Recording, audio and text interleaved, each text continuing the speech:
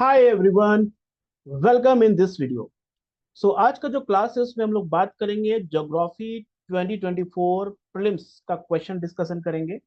और इस लेक्चर का सबसे इम्पोर्टेंट ये मोटिव है कि आप लोग ये जान सके कि why NCERT is important for your exam. क्योंकि देखो, जितने भी ज्योग्राफी में क्वेश्चन पूछे हैं ये साल, okay, they all are from NCERT. सारे क्वेश्चन एनसीईआरटी से हैं। इसीलिए कहा जाता है कि NCERT line by line is very important. Okay, this is very. हम इसको प्रूफ करके इसको आपको दिखाएंगे, स्टेटमेंट कौन सा स्टेटमेंट कहाँ से क्वेश्चन पूछा है, and each and every statement is important. Okay, तो हम लोग बोलते हैं class 6 to 12 NCERT is important for your exam preparation. Okay, तो क्लास 6 का भी क्वेश्चन, क्लास 6 एनसीईआरटी से भी क्वेश्चन है, क्लास 11 के एनसीईआरटी से भी क्वेश्चन है। तो कह सकते 6 to 11 और 6 to 12 NCERT is very important. Okay, आगे आने वाले एग्जाम में भी आप ये सबक मान के चलो कि एनसीईआरटी को इग्नोर नहीं करना है, ठीक है। और यूपीएससी ये बहुत बड़ा मैसेज देना चाह रहा है कि यू शुड रीड एनसीईआरटी। सभी सारे एस्पिरेंट्स को एनसीईआरटी पढ़ना चाहिए, ठीक है। बिना एनसीईआरटी का आप कह सकते हो कि एग्जाम क्वालिफाई करना is is very difficult. Okay, क्योंकि एनसीईआरटी आपका बेस बनाता है। तो आज हम सारे ज्योग्राफी क्वेश्चन 2024 को जो प्रीलिम्स से पूछे गए हैं उसको हम लोग डिस्कशन करेंगे। And we understand also all, okay, important points। okay, जैसे कि पहला क्वेश्चन है। ओके, पहला क्वेश्चन है स्टेटमेंट बेस्ड क्वेश्चन। ओके, दो स्टेटमेंट दिया गया है, इसमें बताना है कि विच स्टेटमेंट इज करेक्ट, और क्या स्टेटमेंट 1 को एक्सप्लेन कर रहा है करेक्टली और not. So statement 1 is the atmosphere is heated more by incoming solar radiation than by terrestrial radiation. बहुत ही बेसिक कॉन्सेप्ट पे क्वेश्चन आया है, ठीक है। क्लास 11th एनसीईआरटी का है, ठीक है, class 11th NCERT, solar radiation chapter number 8। Okay, वहां से क्वेश्चन है कि क्या एटमॉस्फेयर जो होता है, okay, this is heated bye incoming solar radiation. और ये कह सकते हैं ये रिपीटेड क्वेश्चन है। एक बार और क्वेश्चन पूछा था कि atmosphere is basically heated by which, और उसमें 4 ऑप्शन दिए थे, तो उसी को देखो। इसलिए पास्ट ईयर क्वेश्चन पेपर भी इंपॉर्टेंट होता है, ठीक है। पास्ट ईयर क्वेश्चन को कैसे रिपीट करता है यूपीएससी, ताकि आप उस चीज को फिर से पढ़ो, ठीक है। सो यहाँ पर स्टेटमेंट 1 है the atmosphere is heated more by incoming solar radiation than by terrestrial radiation. अब आपको पता होना चाहिए इनकमिंग सोलर रेडिएशन को हम लोग क्या कहते हैं, इंसुलेशन कहते हैं, ठीक है। इंसुलेशन, और टेरेस्ट्रियल रेडिएशन मींस अर्थ से जो रेडिएशन निकलता है उसे हम लोग कहते हैं टेरेस्ट्रियल रेडिएशन। अब जो एटमॉस्फेयर होता है, बेसिकली एटमॉस्फेयर क्या होता है, जो हीट ट्रांसफर होता है पूरे ओके नेचर में, वो 3 वे में होता है। कंडक्शन होता है, ठीक है, कंडक्शन, जो कि एनसीईआरटी में बहुत हद तक समझाया, कंडक्शन, कन्वेक्शन। ओके, कन्वेक्शन होता है और रेडिएशन होता है, ठीक है। रेडिएशन होता है, तो आपको पता है conduction means when two body come in contact. Okay, तब जाके कंडक्शन हीट ट्रांसफर होता है body A to body B. Convection में क्या होता है कि warm body itself like warm air, जो वन प्लेस से दूसरे प्लेस में खुद जाकर हीट ट्रांसफर करता है, दैट इज कॉल्ड कन्वेक्शन। और radiation means there is no require any mechanism, okay, electromagnetic wave, जैसे कि सोलर रेडिएशन आता है, ठीक है, दिस इज द रेडिएशन। तो रेडिएशन होता है without any mechanism, okay, heat transfer from one place to another place. जो एटमॉस्फेयर होता है, atmosphere contain different types of gases that include your green house gas also. Okay, aerosols होते हैं, water vapours होते हैं, ठीक है, डस्ट पार्टिकल्स होते हैं। तो जो ग्रीन हाउस गैस होते हैं basically they allow, okay, they basically pass allow to pass incoming solar radiation, insulation इनसे पास हो जाता है। But they trap solar radiation, but they trap terrestrial radiation that is coming from out from the surface of the earth. इसको trap करके फिर इसको reradiate back to the surface of the earth करते हैं। तो होता क्या है कि basically lower part of the atmosphere heated by terrestrial radiation not by insulation. तो पहला स्टेटमेंट क्या है, गलत है। The atmosphere is heated more by incoming, नहीं, more by radiation than by terrestrial radiation, तो ये स्टेटमेंट 1 इज रॉन्ग। स्टेटमेंट 2 कहता है carbon dioxide other green house gas in the atmosphere good absorber of long wave radiation. और ये याद रहे, insulation जो होता है, इनकमिंग सोलर रेडिएशन जो होता है, it is called short wave radiation. और टेरेस्ट्रियल रेडिएशन जो होता है ये लॉन्ग वेव रेडिएशन होता है, ठीक है। तो दोनों में आपको याद रहना चाहिए, जितना बॉडी गर्म होगा रेडिएशन और जो वेवलेंथ होता है वो क्या होता है, आप कह सकते हैं कि इसमें इनवर्स रिलेशनशिप होता है, इनवर्स रिलेशनशिप होता है। जितना गर्म बॉडी होगा उसका वेवलेंथ उतना छोटा होगा, जितना ठंडा बॉडी में उतना ज्यादा गर्म नहीं होगा, उसका वेवलेंथ लॉन्गर होगा, ठीक है। तो जो अर्थ होता है उसका radiation obviously as compare to radiation that is coming from the sun, ये रेडिएशन क्या होगा, will be more, okay, cooler, कह सकते हैं उतना गर्म नहीं होता, तो ये लॉन्ग वेव रेडिएशन होता है। और जो इनकमिंग सोलर रेडिएशन होता है वो क्या होता है, शॉर्ट वेव होता है। तो जो ग्रीन हाउस गैस होता है वे शॉर्ट वेव रेडिएशन को पास कर देते हैं, मतलब जाने देते हैं, और लॉन्ग वेव रेडिएशन को वो एब्जॉर्ब करते हैं। तो statement two is correct. Okay, यहाँ पर स्टेटमेंट टू क्या है, करेक्ट है। स्टेटमेंट वन रॉन्ग है। तो देखिए, which of the following statement is correct. Both statement one statement two are correct, ये होगा नहीं। Both statement one statement are correct but statement no. Statement one is correct but statement two is incorrect. Statement one is incorrect but statement two is correct. तो ये option D इसका correct answer होगा। अब देखो, ये direct NCERT से question पूछा गया, डायरेक्ट एनसीईआरटी के स्टेटमेंट से यूपीएससी ने उठाया और वहां से क्वेश्चन पूछा है। ये है chapter number 8 solar radiation heat balance, class 11th NCERT, fundamental of physical geography. और यहाँ पर जो टॉपिक दिया हुआ है, ये दिया heating and cooling of atmosphere. Okay, तो इसमें देखो यहाँ पर लिखा है, तीनों प्रोसेस के बारे में बताया था। Conduction process, okay, convection process and advection. मतलब advection means horizontal movement of air is called advection. याद रहे, हो सकता है कि नेक्स्ट ईयर एडवेक्शन पे क्वेश्चन आ जाए। दे विल आस्क यू, ऐसा भी क्वेश्चन पूछ सकते हैं कि लू local wind in India is an example of which of the following, convection, conduction, okay, advection. तो ये याद रहे, ये एडवेक्शन होता है means horizontal movement of air. अब वर्टिकल मूवमेंट को कहते हैं कन्वेक्शन और हॉरिजॉन्टल मूवमेंट को कहते हैं एडवेक्शन। ठीक है। अब टेरेस्ट्रियल रेडिएशन मतलब क्या है, radiation the insulation receive by earth in short waves form and help heat up its surface. देखो यहाँ पर साफ साफ लिखा हुआ है, जो रेडिएशन होते हैं, लॉन्ग जो इंसुलेशन होते हैं, ये शॉर्ट वेव होते हैं। ठीक है।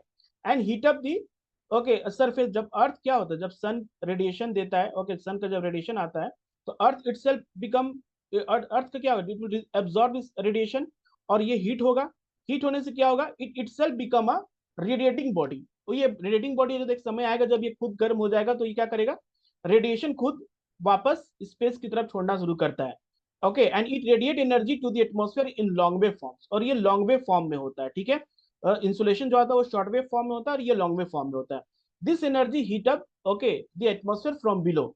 अब ये क्या होता है, एटमॉस्फेयर को हीट करता है फ्रॉम बिलो। अब देखो, एटमॉस्फेयर को हीट कौन करता है, टेरेस्ट्रियल रेडिएशन हो रहा है क्योंकि लॉन्ग वेव फॉर्म में निकल रहा है और ये हीट कर रहा है एटमॉस्फेयर को।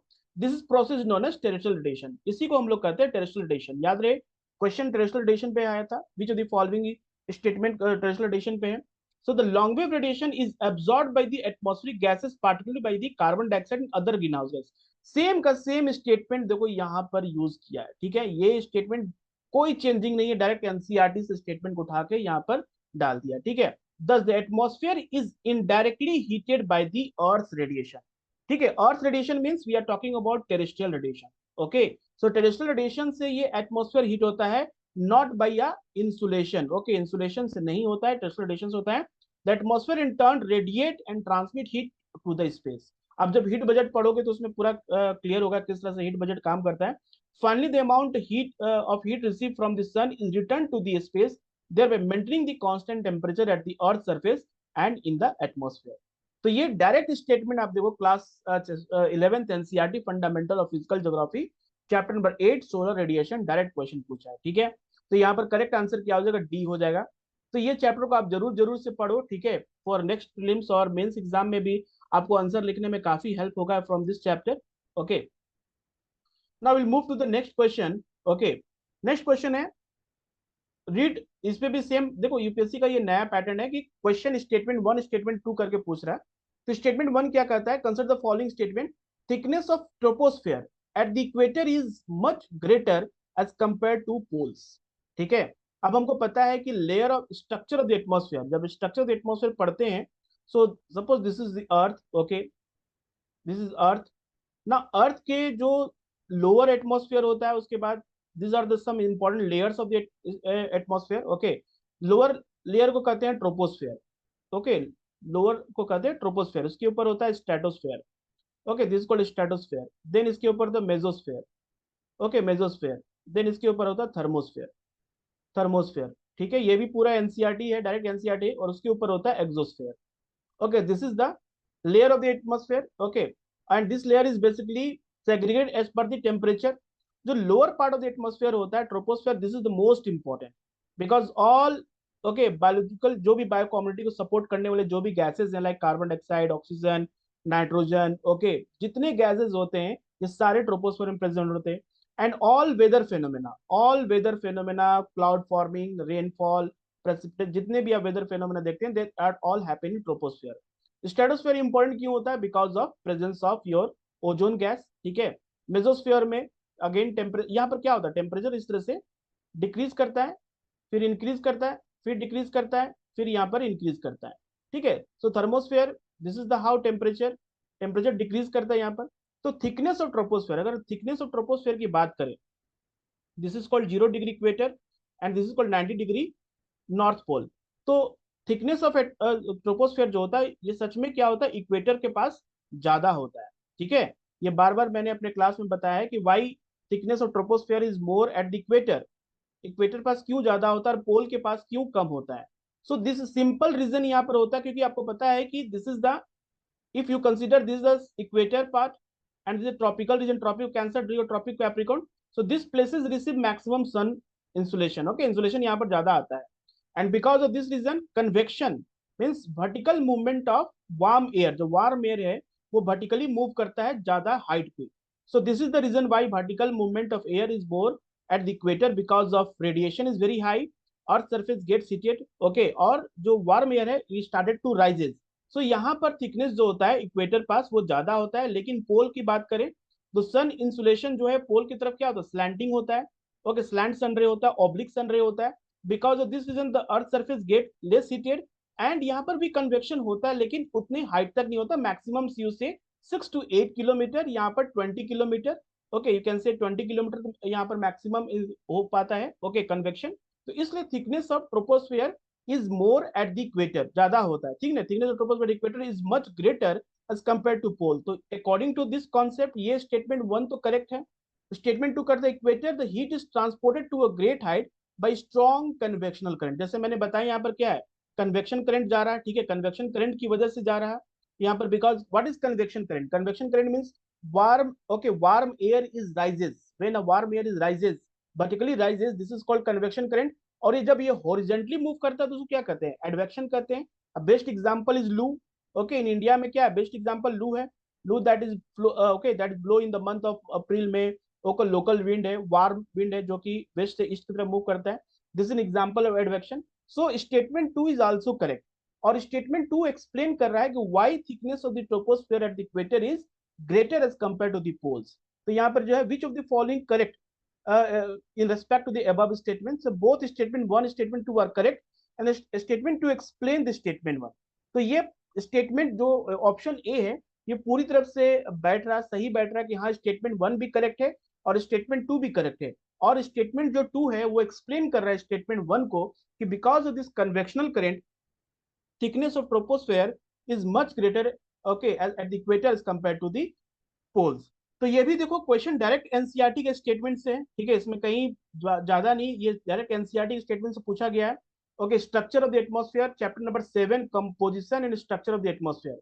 ओके, यहाँ पर आप देखोगे जब बताया गया different layer of the atmosphere, तो ट्रोपोस्फेयर के बारे में बताया है। Okay, the column of the troposphere is the lower most layer of the atmosphere, it average height is 13 kilometre and extend roughly to height of 8 kilometre near the pole and about 18 kilometre the equator। तो इसी statement से clear है कि thicker है, equator पे 18 kilometre बता रहा है और पोल पे कितना बता रहा है, 8 किलोमीटर। तो ऑब्वियसली जो थिकनेस है it will be more, okay, at the equator. Thickness of the troposphere greatest eight the equator, यहाँ पर भी स्टेटमेंट अब लिख भी दिया है कि thickness of troposphere at the equator is greatest. और क्यों है? Because heat is transported to great height by strong convectional current. यहाँ पर दोनों रीजन बता दिए। देखो each and every line of NCERT is important, okay, the layer contain dust particle and water vapor, okay, all change in climate and weather taken place in this layer, the temperature in this layer decreases at the rate of 1 degree Celsius for every 165 meter, this is the most important layer of biological activity। अब जितने statement ये दिए हैं ना, ये सारे के सारे आपके एग्जाम पॉइंट ऑफ व्यू से इंपॉर्टेंट, मे भी हो सकता है नेक्स्ट ईयर प्रीलिम्स में कहीं ना कहीं यहाँ से भी कोई ना कोई स्टेटमेंट को वो इसी तरह ट्रिकी बनाकर आपसे पूछ सकता है। So concept clearance is very important, concept आपको क्लियर होगा तभी जाके आप ऐसे ऐसे क्वेश्चंस को सॉल्व कर पाओगे। और ये सबसे इंपॉर्टेंट है कि क्या कन्वेक्शनल करंट की वजह से यहाँ पर थिकनेस होता है या कोई और रीजन है, ये तभी क्लियर हो पाएगा जब आप एनसीईआरटी के लाइन बाय लाइन को सही ढंग से पढ़ रहे हो। ओके, तो देखो दूसरा क्वेश्चन भी डायरेक्ट एनसीईआरटी से, और सबसे अच्छी बात यह कि इसमें स्टेटमेंट को कोई घुमाया फिराया नहीं जा रहा, सेम स्टेटमेंट एनसीईआरटी की स्टेटमेंट को एज इट इज उतार दे रहा है, ठीक है।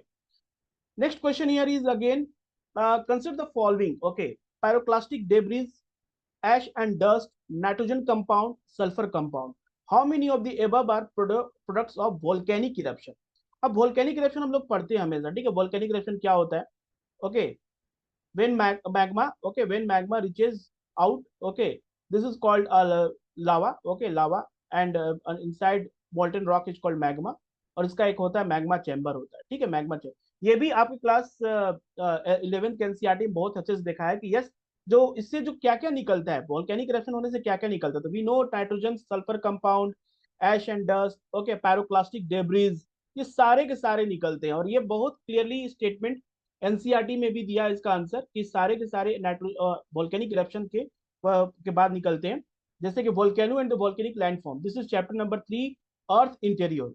ओके, सो यहाँ पर वोल्केनो वोल्केनिक लैंडफॉर्म के बारे में बताया कि volcano is called active volcano when the material is mentioned are being released, okay, क्या क्या मटेरियल मेंशन है? Number, volcano is a place where the gases, ashes, molten rock metal, lava escape to the ground, okay। और देखो इसी statement में, it has higher density than of the crust, the mantle contain a weaker zone called asthenosphere। याद रहे asthenosphere क्या होता है? asthenosphere is a weaker zone, और इसके ऊपर क्या होता है? लिथोस्फेयर होता है, ओके, लिथोस्फेयर होता है। जैसे कि एडवर्ड स्वेस ने, एक बहुत बड़े ज्योग्राफर थे, उन्होंने कहा था, स्वेस का थ्योरी क्या था कि sial is floating over sima, okay, sial is floating over sima, okay. तो sial is called basically continental crust, और sima is called oceanic crust. तो उनके थ्योरी को गलत साबित किया गया और कहा कि no, lithosphere, that lithosphere is consist of both oceanic crust plus continental crust, and below the lithosphere at the depth of 400 kilometer, okay, there is a one layer called asthenosphere. Now this asthenosphere is a weak zone, or we can say this is the place where molten magma is present, and from here molten magma reaches on the surface of the earth and it causes a volcanic eruption, okay। So this molten rock metal find their way to the surface through asthenosphere। They can ask you question, बहुत important concept यहाँ पर है कि what is the origin of molten materials or lava?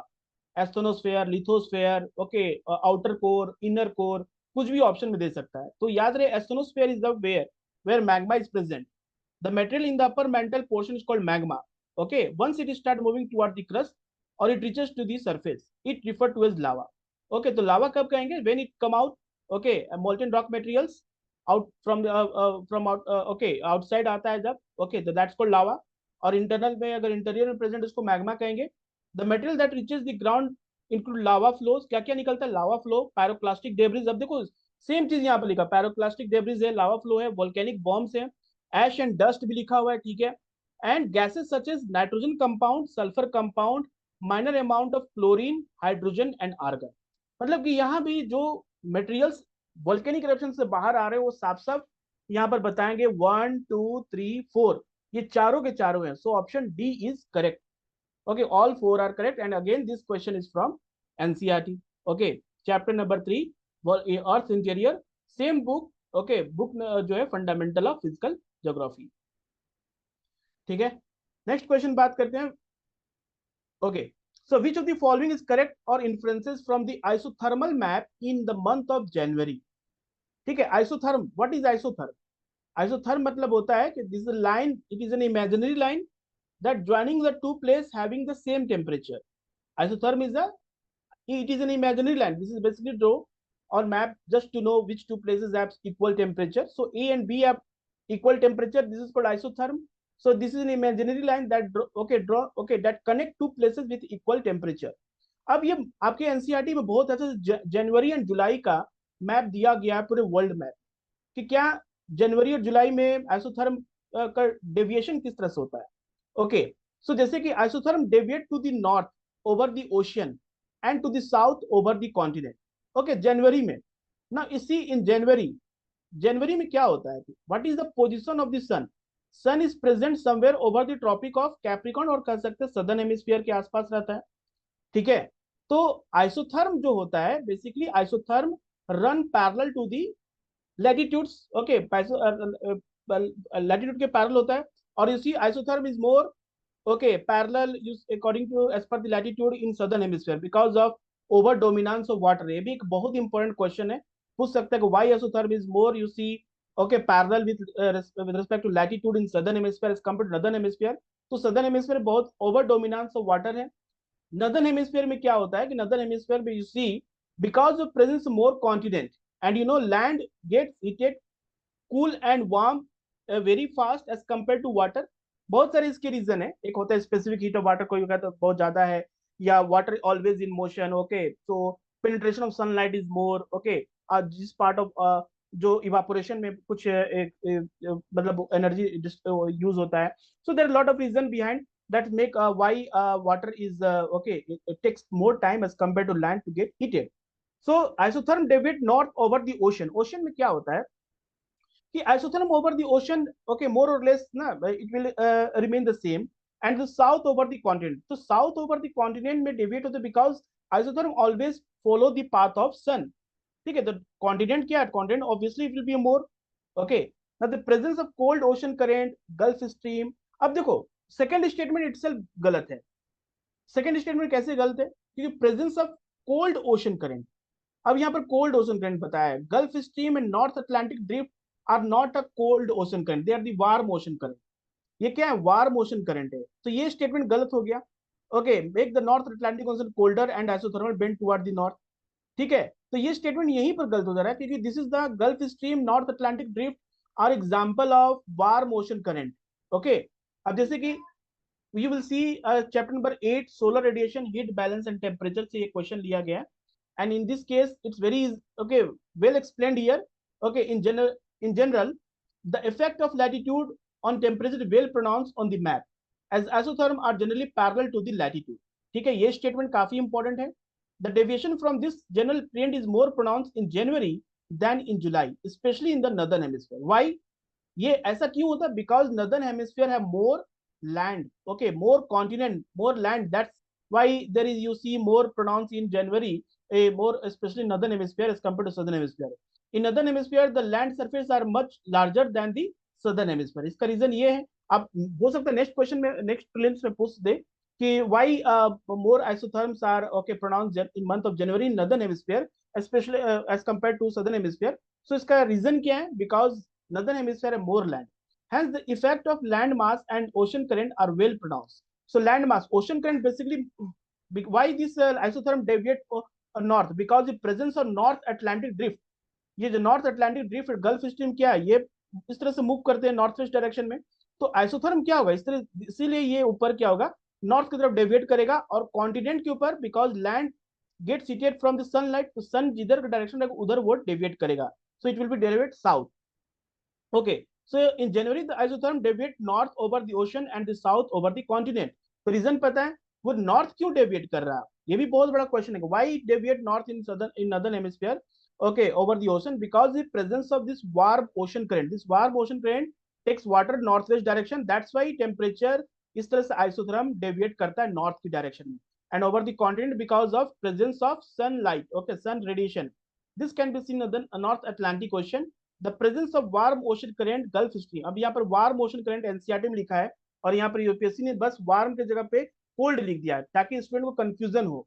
पहले आपको ये पता होना चाहिए क्या gulf Stream North Atlantic drift क्या वार्म ओशन करंट है या कोल्ड ओशन करंट, ये भी पता होना चाहिए.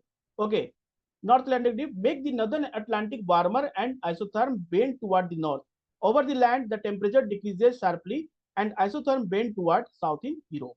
Okay, so again this chapter number 8 solar radiation heat balance. तो यहाँ पर ऑप्शन 1 सिर्फ करेक्ट होगा, option A is correct.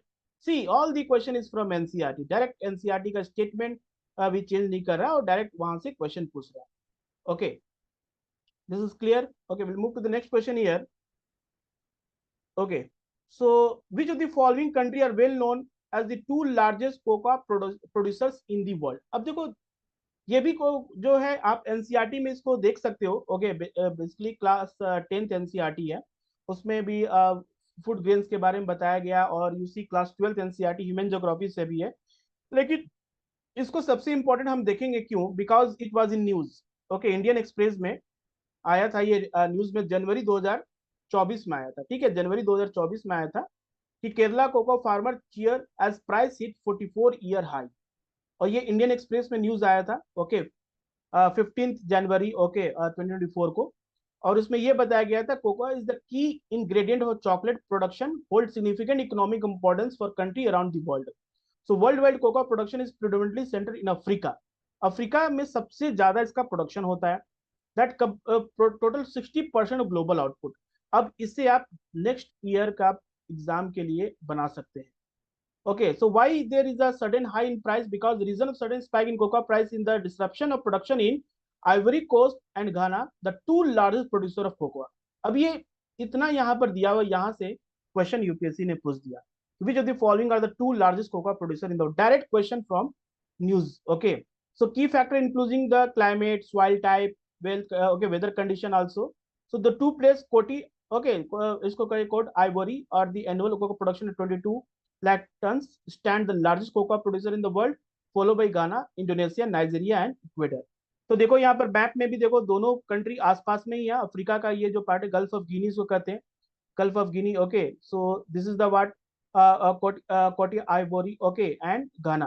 So there Ivory Coast है। ये दोनों इंपॉर्टेंट कंट्री हैं जो कि कोकोआ प्रोडक्शन में सबसे ज्यादा है। Option C is the correct answer, okay. तो आपको ज्योग्राफी एनसीईआरटी के साथ साथ करंट अफेयर को भी न्यूज़पेपर में देखते रहना है कि मेजर प्रोड्यूसर ऑफ क्या क्या दिया हुआ है। Now again, one question from your drainage system, Indian physical environment, class 11th NCERT.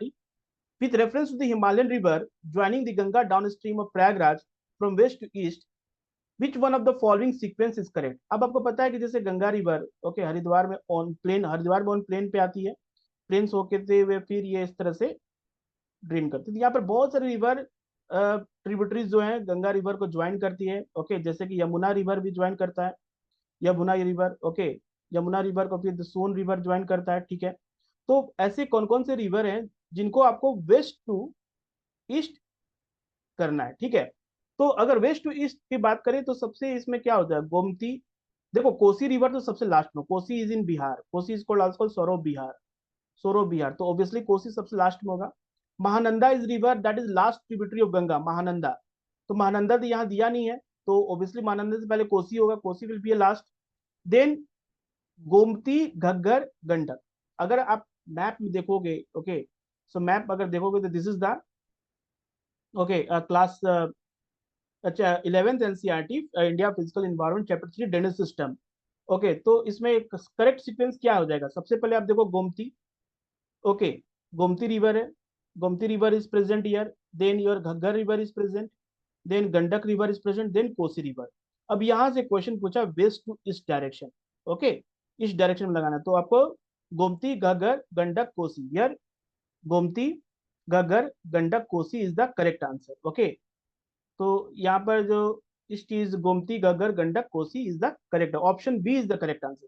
तो यहाँ पर क्या इंपॉर्टेंट है कि टेक्स्ट के साथ साथ जो भी एनसीईआरटी में दिए गए, जो भी मैप्स दिए गए, okay, like mountains, sequence of the mountain, बहुत बार क्वेश्चन पूछा है, arrange the following mountain from north to south, south to north, specially southern India, okay, western Ghat के mountain, mountain, rivers, okay, lake, okay, then seas जो भी है, okay, then waterfalls, ये सारे क्या बहुत इंपॉर्टेंट हो जाते हैं ड्रेनेज सिस्टम में। सिर्फ रिवर के नाम और ट्रिब्यूटरी याद नहीं रखना है आपको, ये tributaries, river tributaries of all important river like Himalayan river system, Ganga, Indus, Brahmaputra, peninsular river, Godavari, Krishna, Kaveri, okay, सारे। फिर नॉर्थ ईस्टर्न, खास करके north eastern river, okay, southern rivers are very important. तो class 3, okay, sorry, chapter 11, class 11, chapter 3 drainage system से ये question direct पूछा गया है, मैप बेस्ड क्वेश्चन है ये, ठीक है। तो यहाँ पर वही स्टूडेंट करेक्ट कर पाएगा जिसने मैप बनाया है गंगा रिवर का, ब्रह्मपुत्र रिवर का मैप। आप अगर आप बना रहे हैं और बना बना के डायग्राम समझ रहे हो कि this are the tributary of this river, तो आप इस क्वेश्चन को करेक्ट कर सकते हो। Okay, so next question here, okay, is this all? Okay, now again very good question from class 11th NCERT. Rainfall is one of the reason for weathering of rocks. Now what is called weathering? Weathering means क्या हुआ? Weathering means disintegration, fragmentation, disintegration of rocks. Okay, जब होता है rocks का जो टुकड़ा टुकड़ा होता है, आउटर लेयर टूटने लगता है, okay, that is called weathering. Weathering के बाद क्या होता है? इरोजन होता है, इरोजन के बाद क्या होता है, ट्रांसपोर्टेशन होता है। ओके, ट्रांसपोर्टेशन होता है। ओके, और वेदरिंग करने के लिए क्या क्या एजेंट होते हैं, रिवर होता है, रेन वाटर होता है, ग्राउंड वाटर होता है, बहुत सारे रीजन है, जियोमॉर्फिक एजेंट्स हैं। सो वेदरिंग होने के लिए तीन सबसे बड़ा रीजन है, एक होता है mechanical weathering. Okay, mechanical, then chemical weathering. Okay, chemical weathering होता है, और बायोलॉजिकल। Okay, biological weathering. तो ये जो क्वेश्चन है, this is from the chemical weathering. Okay, because rainfall is one of the reason behind for chemical weathering. Chemical weathering होने के लिए रेनफॉल होता है। एंड ये होता कब है, rain water contain carbon dioxide in the solution. Yes, rain water contain carbon dioxide, and because of this okay solution बनता है, and this cause a okay chemical reaction होता है। केमिकल रिएक्शन से क्या होता है, रॉक्स का वेदरिंग होता है। Okay, rain water contain atmospheric oxygen also. Yes, rain water also contain atmospheric oxygen. अब यहाँ पर है, which of the following is correct in respect of statement. Both statement 2 and statement 3 are correct, and both of them explain statement 1। Okay, both statement 2 and statement 3 are correct, but only one of them explain statement 1. Only one of the statement 2 and 3 is correct, and that ये तो नहीं होगा, neither statement। तो option A और B में से कोई होना चाहिए, क्योंकि तीनों के तीनों स्टेटमेंट करेक्ट है। And rain water contain also, ये दोनों रीजन क्या है, वन के लिए। Statement 2 and statement 3 is the reason for one. तो statement, both statement 2 and statement 3 are correct, and both of them explain statement 1। तो ऑप्शन ए यहां पर बैठ रहा है कि हाँ, because rain water contain carbon dioxide plus oxygen, and because of this chemical reaction होता है, और जिसकी वजह से क्या होती है, वेदरिंग होती है। ठीक है, तो इसमें देखेंगे, अगर एनसीईआरटी से डायरेक्ट क्वेश्चन पूछा गया, chapter number 5 geomorphic process, chemical weathering जो प्रोसेस है उससे क्वेश्चन है। ओके, इसमें बताया गया है कि a group of weathering process which solution, carbonation, hydration, oxidation and reduction act on the rock to decompose, dissolve or reduce them to find clastic state through the chemical reaction by oxygen surface or soil water and other acid। So water and air, okay, means air में क्या, oxygen carbon dioxide दोनों present है। along with heat must be present to speed up the all chemical reaction। okay, ये होना चाहिए, oxygen plus carbon dioxide along with heat, ये तीनों होना चाहिए for speed up the chemical reaction. अब ये नेक्स्ट एग्जाम के लिए आपको इंपॉर्टेंट हो गया, ये तीनों oxygen, carbon dioxide and heat over and above the carbon dioxide present there decompose of plant and animal increase the quantity of carbon dioxide underground। This chemical reaction on various minerals are very much similar to the chemical reaction in laboratory। तो यहाँ पर option A is the correct, as you see is direct statement is given from NCERT. तो next question again map based question है। इसमें पूछा है कि which of the following country make a border with okay north sea. North sea से कौन कौन से कंट्री बॉर्डर बनाता है। तो जब आप मैप देखोगे तो आप क्या होगा, okay Norway, okay Germany, okay Finland, Sweden, Norway. तो स्वीडन, नॉर्वे, ओके फिनलैंड थोड़ा उधर होता है। ठीक है, और हम मैप ही देख लेते हैं। ठीक है, मैप में कौन कौन से हैं। So see the map, in this map as you see only two country, okay Germany and Norway. Okay, एक तो जर्मनी बना रहा, ठीक है, बॉर्डर जर्मनी बना रहा है, this is the Germany making border with north sea. और यहाँ पर कौन बना रहा है, फिनलैंड। फिनलैंड नहीं है, नॉर्वे दिख रहा और स्वीडन दिख रहा। So Norway is one option given. So Germany एक है, नॉर्वे है, रसिया कहीं दिख नहीं रहा। So only two country, 2 and 3। So how many of the above country have make the border with the North Sea. So only two country, option B is the correct. तो map में आपको क्या करना है, मैप बेस्ड क्वेश्चन में आपको जितने भी important seas of the world है, like Caspian sea, black sea, okay black sea, then your Mediterranean sea. Okay, Mediterranean sea से भी क्वेश्चन पूछता है। रेड सी हो गया, अरेबियन सी हो गया, साउथ चाइना सी हो गया, ठीक है, जापान सी हो गया। ठीक है, ये जितने भी इंपॉर्टेंट सी हैं, कैरिबियन सी हो गया। ठीक है, ये सारे इंपॉर्टेंट हैं, इनके कौन कौन से country make the border. Okay, वो इंपॉर्टेंट है आपके एग्जाम पॉइंट ऑफ व्यू से। तो आप जरूर से जरूर मैप में भी ये सारे इंपॉर्टेंट सी के कंट्री के, ये आपको एक यूपीएससी, आप देखो पास्ट ईयर क्वेश्चन देखने से आपको एक डायरेक्शन देता है कि इस वे में आपको तैयारी करना है। कुछ भी नहीं पढ़ो, ठीक है, आप पढ़ो तो उसके पीछे एक रीजन है कि हाँ यहाँ से क्वेश्चन पूछेगा। अब जैसे कि again one question from NCERT, okay waterfalls के बारे में पूछा है। कौन सा, अब देखो this is the new pattern, पहले क्या पूछता था, वाटरफॉल और रीजन पहले पूछता था। अब यहाँ पर तीन चीज पूछ रहा है, वाटरफॉल पूछ रहा है, रीजन पूछ रहा है और रिवर पूछ रहा है। तीन तीन चीज होना चाहिए। अब आपको तीनों पता होना चाहिए, सिर्फ दो से काम नहीं चलेगा। ओके, सो धुआंधर वाटरफॉल क्या रीजन मालवा में है और नर्मदा रिवर बनाती है, ये समझना आपको। Reason means this is where it originate. Okay, Hundru fall, Chota Nagpur, Subarnarekha river और जरसोपा, जिसको जॉग वाटरफॉल भी कहते हैं, वेस्टर्न घाट और Netravati. So in how many of the above row is given information correctly matched? कितना इंफॉर्मेशन करेक्टली मैच कर रहा? तो only one, only two, all three, none of the above.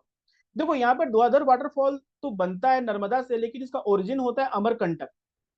Okay, Amarkantak से थ्री रिवर्स ओरिजिनेट होती है, एक सोन river होती है, Mahanadi river and Narmada river. Mahanadi, Son river, तो पहला नहीं होगा। Gersoppa is called highest waterfall of India, western Ghat में बनता है, ये करेक्ट है। लेकिन Sharavati river, not a Netravati, Sharavati river बनाती है, तो ऑप्शन थ्री भी गलत होगा। सिर्फ ऑप्शन टू सही है, Hundru waterfall, that in Chota Nagpur और Subarnarekha river. So only one option is correct, so option A is correct answer here. Okay, option A is correct answer. As you see, this is again from NCERT chapter number 3, drainage system. Okay, अब drainage system जब पढ़ोगे तो उसमें लिखा है Narmada originate on the western flank of the Amarkantak plateau at the height of 1057 metre, flowing in rift valley between the Satpura in the south and Vindhya range in the north. अब देखो, already in UPSC prelim से पूछ चुका, which of the following river flow in rift valley, और there was a question why Narmada and Tapi is exceptional river that drain into the west Arabian sea instead of drain into bay of Bengal, because they flow in rift valley. ठीक है, तो यहाँ पर एक और concept है। Okay, it form a very important gorge. Okay, and Marble Rock and धुआंधर waterfall near the Jabalpur. धुआंधर waterfall near the Jabalpur में बनाता है नर्मदा रिवर, तो ये एक तरह से करेक्ट है। ऑप्शन ये बता रहा है कि नहीं, नर्मदा रिवर मालवा में नहीं बनाता है। Okay, after flowing distance 1312 kilometre, it mean Arabian sea south of बारूद, forming the 27 kilo long estuary. अब ये इंपॉर्टेंट है कि which of the following river form the estuary. You know what is estuary? Like India में जो भी river आप देखते हो, लाइक ईस्ट फ्लोइंग रिवर, जितने ईस्ट फ्लोइंग रिवर है, like Ganga, okay, then Brahmaputra also, okay, then here Ganga Brahmaputra मर्ज होके ड्रेन करता है बे ऑफ बंगाल में। बाकी Godavari, Krishna, Kaveri, Mahanadi river, they all form delta, but east flowing river, okay, like Narmada and Tapi, they are forming estuaries.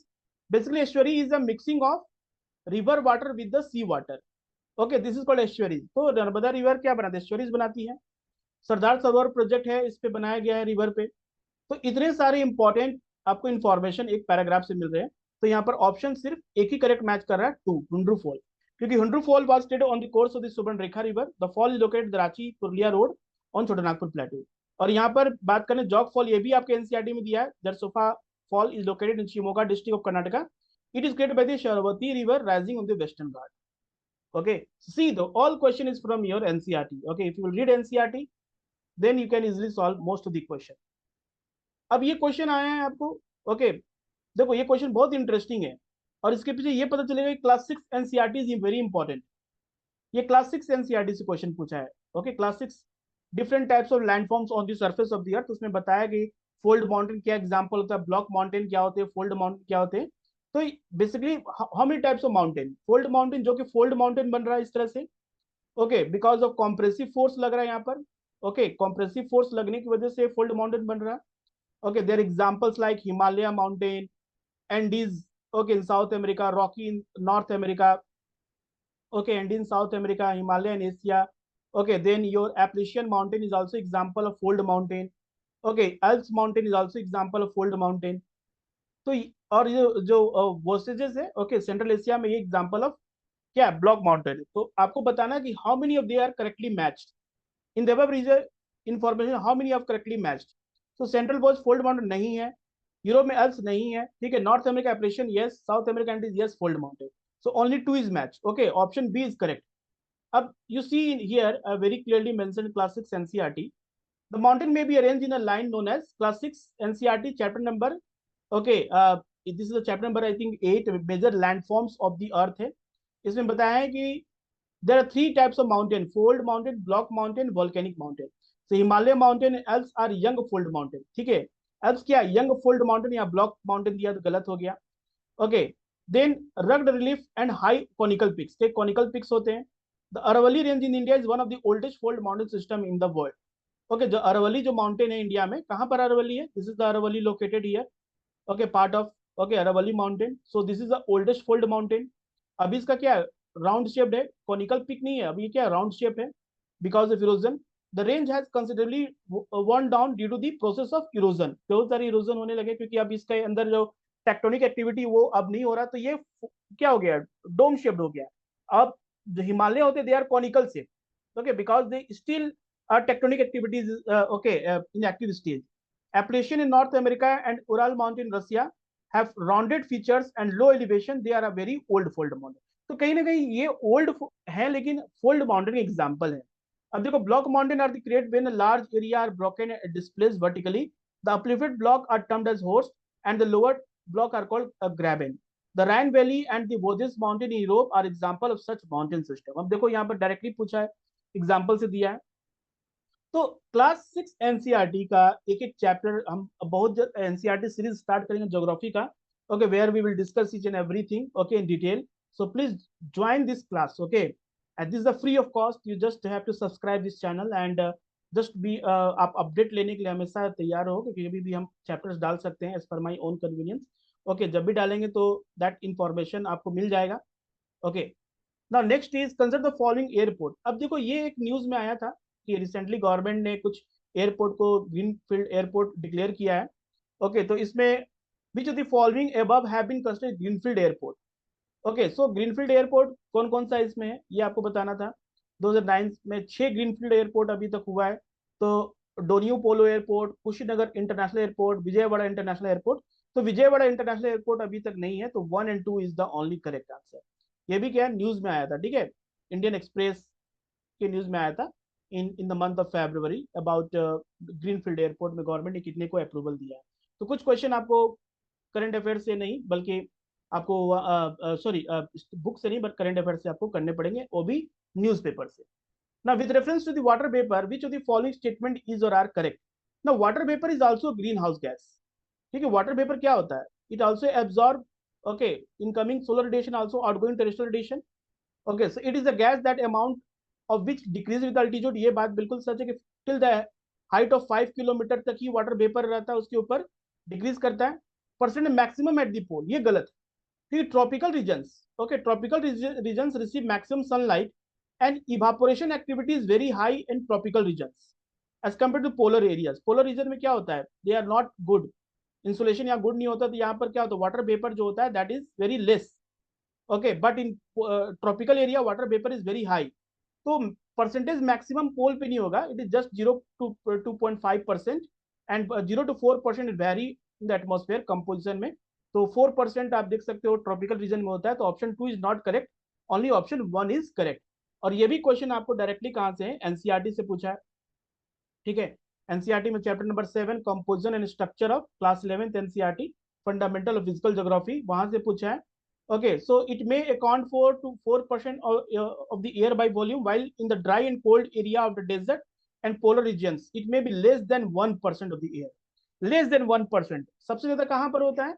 Okay, it decreases from equator toward the pole. It also absorbs part of the insulation from the sun and preserve the earth radiated heat. It does act like a blanket, allowing the earth rather to become too cold, not too hot. Water vapor also contribute to the stability and instability in the air. So यहाँ पर first ही line में दिया, water vapor also a variable gas in the atmosphere which decreases with altitude. यहाँ पर decreases with altitude लिखा है, same statement है. Percentage भी गलत हो गया, मैक्सिमम नहीं, इक्वेटर पे होता है, ट्रॉपिकल रीजन पे होता है maximum. So only statement 1 is correct. As you see, most of the question are from NCERT, so don't avoid to read NCERT. Okay.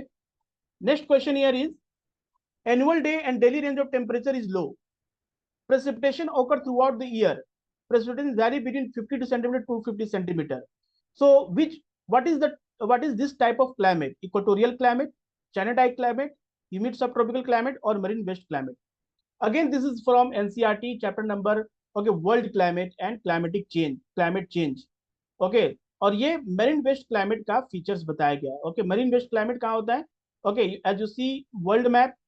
Okay, तो मेडिटेरियन टाइप ऑफ क्लाइमेट आपको पता है, मेडिटेरियन क्लाइमेट जो summer dry होता है और winter में rainfall होता है because of reason, okay, westerly, because this is the shifting of the pressure belt, completely depend on shifting of pressure belt. Okay, so annual day and daily range of temperature is low.